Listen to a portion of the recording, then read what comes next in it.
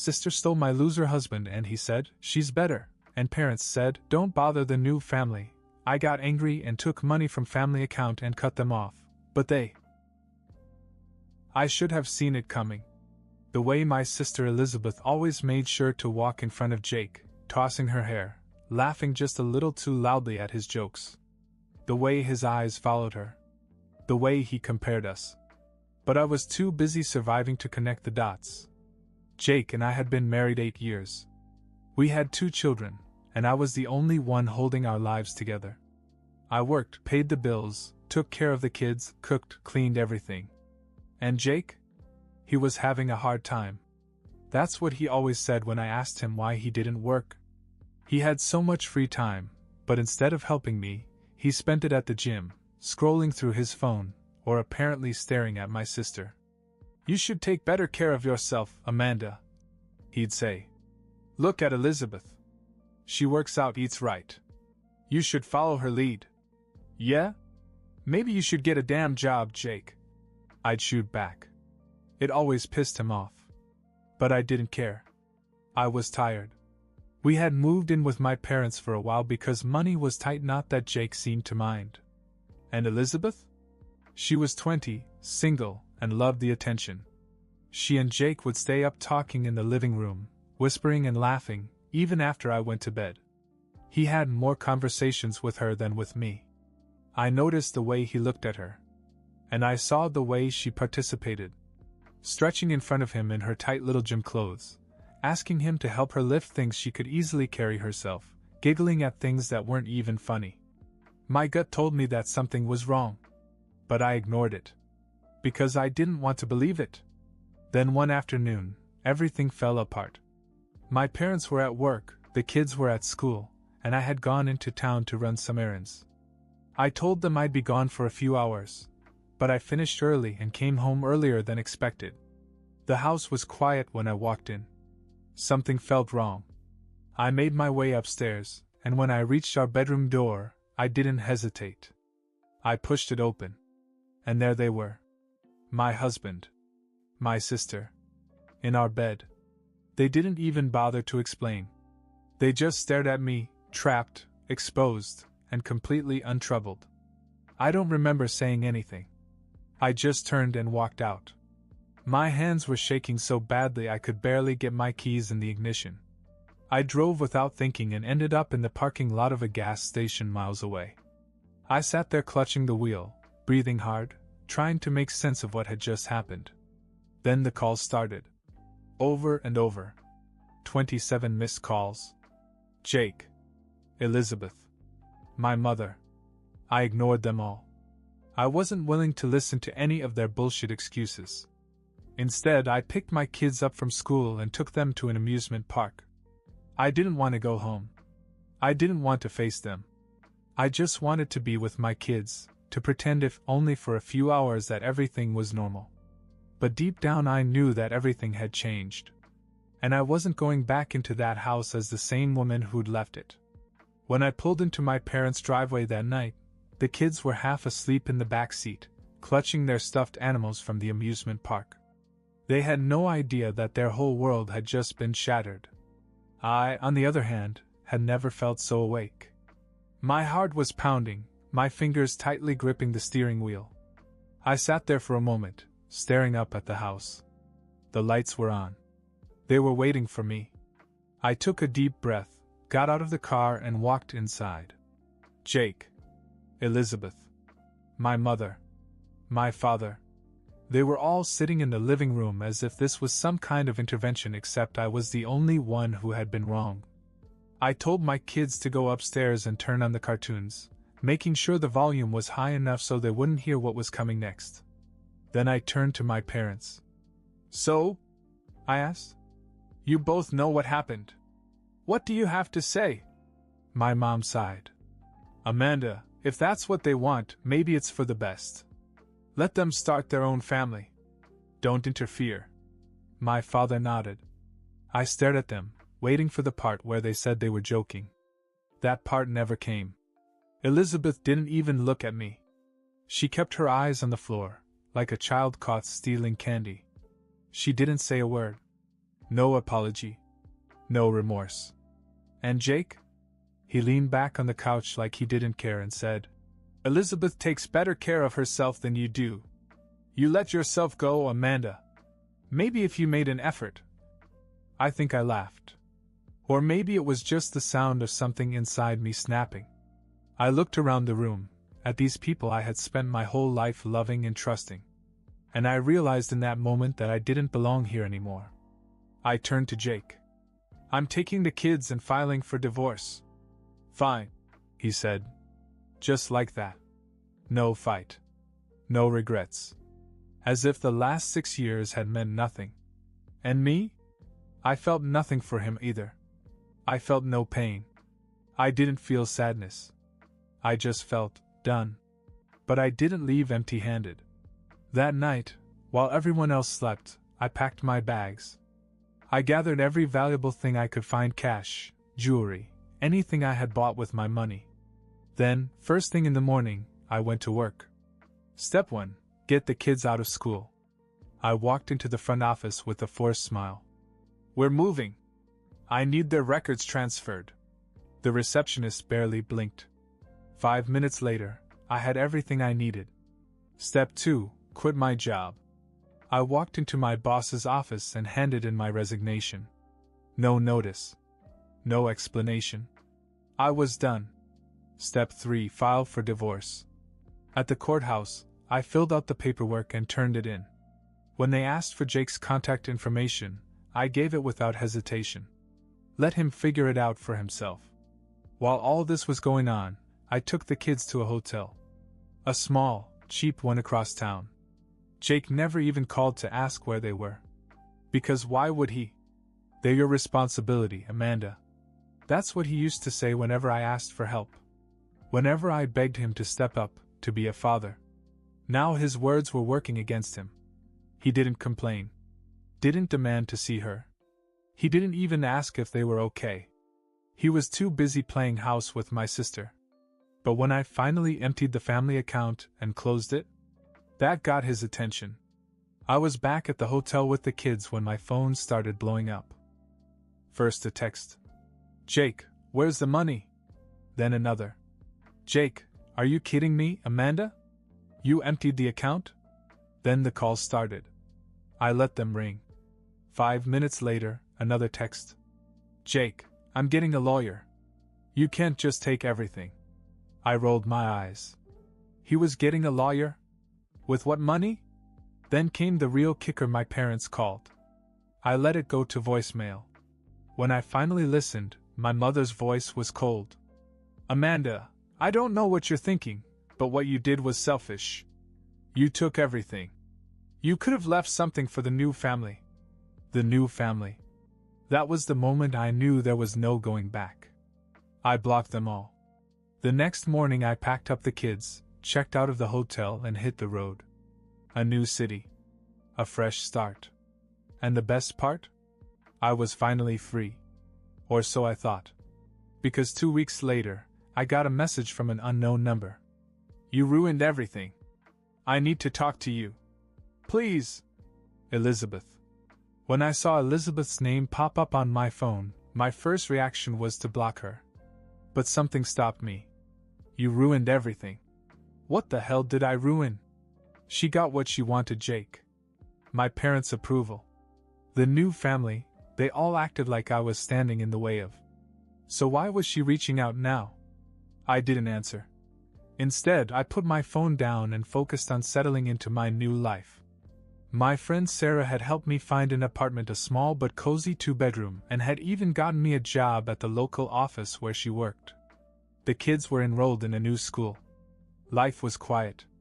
Peaceful. Until the second note came. Amanda, please. I need to talk to you. I ignored it. Then, a few days later, a third message. I messed up. I don't know what to do. I should have deleted it. I should have let her suffer in the mess she made. But my curiosity got the better of me. I texted back. Not my problem. She replied immediately. Jake isn't who I thought he was. I stared at my screen, a bitter laugh escaping my lips. Of course he wasn't. I started to type, tough luck, when another message came through. He's dangerous, Amanda. I think he might hurt me. I froze. Jake? Dangerous? He was a loser, sure. A cheater. A selfish asshole. But violent? This wasn't the Jake I knew. Before I could decide what to do, my phone rang. Unknown number. I almost didn't answer it, but something told me to. I held the phone to my ear. Hello? A shaky breath on the other end. Then Elizabeth's voice. Amanda, I'm scared. I didn't say anything. I just listened. Elizabeth was crying. Rambling. She told me that Jake had started drinking more. That he was angry all the time. That he called her names, put her down, controlled her. He wouldn't let her leave the house without his permission. I couldn't help smiling. Oh, now she knew how it felt? But then she said something that made my stomach sink. He told me he regrets choosing me. Now that was interesting.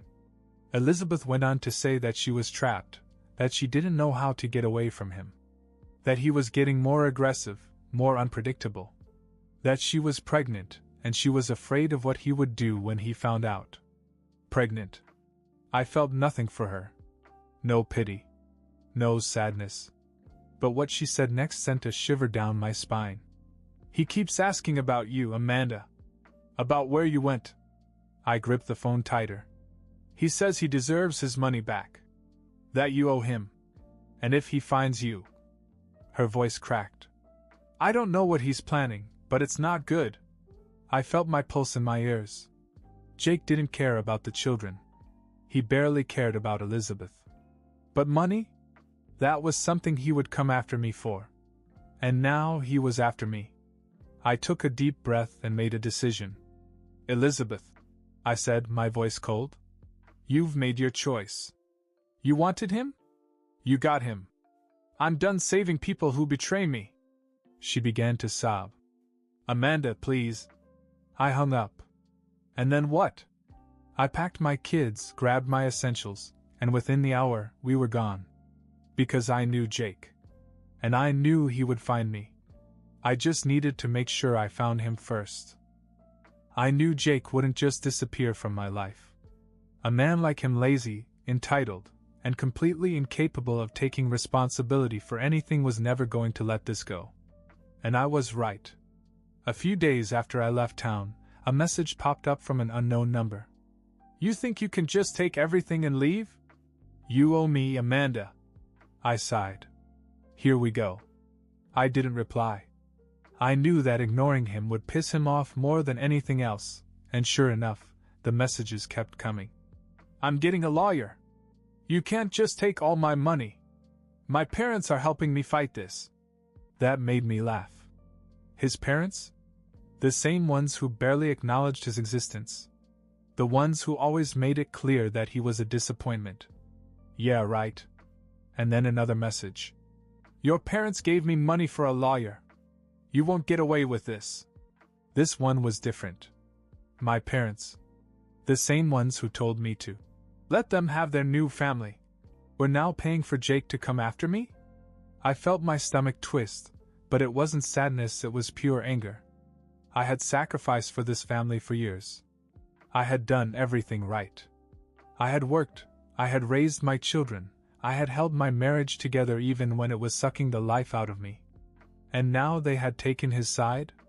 I clenched my jaw, took a deep breath, and finally decided to answer.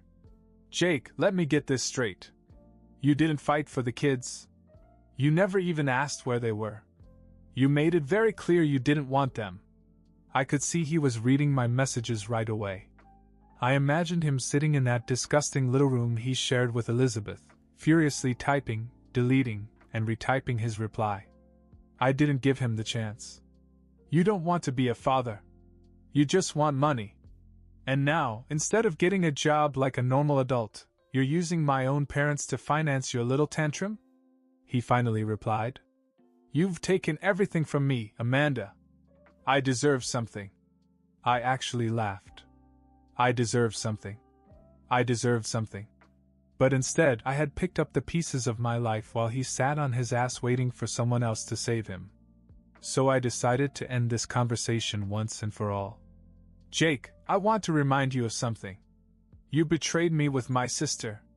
You humiliated me. And you verbally abused me for years.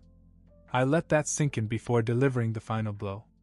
If you want to go to court, I'll tell them everything. How you called me names, how you made me feel worthless.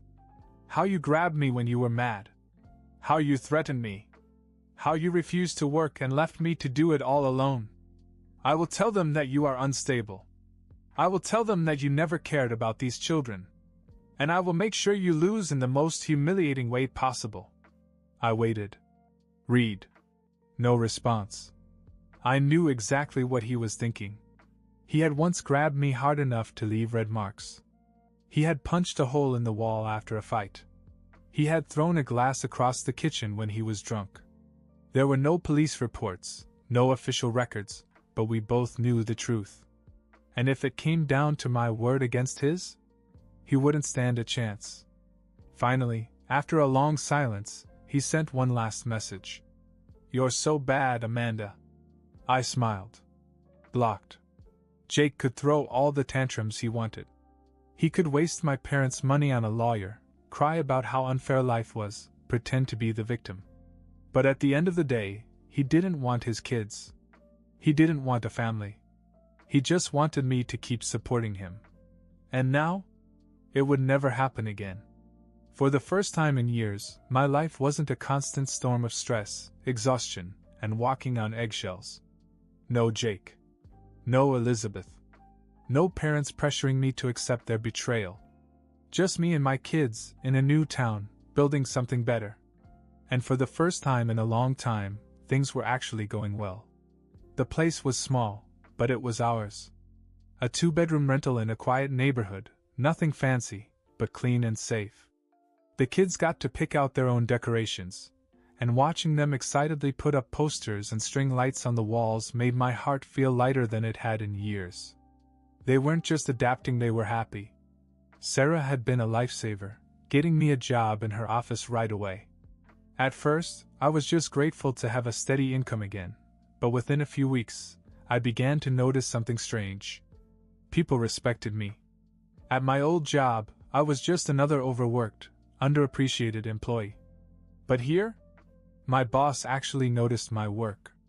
One afternoon, she took me aside.